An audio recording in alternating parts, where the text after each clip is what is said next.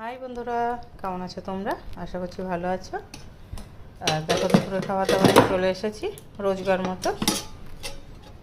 প্রথমে আছে ভাত, তারপরে এর মধ্যে আছে করলা সিদ্ধ, ঠিক আছে, এটা পরে মাখাবো। তারপরে এখানে আছে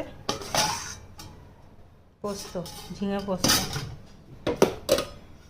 কালারটা ঠিক আছে, খুব সুন্দর হয়েছে।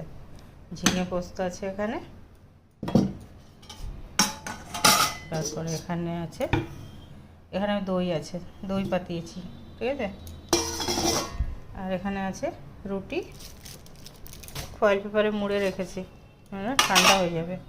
আর এখানে আছে ভোলা মাছের ঝোল, এটা হচ্ছে কলা দিয়ে করা হয়েছে, ঠিক আছে। এই আছে দুপুরের মেনু। যদি ভিডিওটা ভালো লাগে তো লাইক, কমেন্ট, শেয়ার, সাবস্ক্রাইব করে দিও।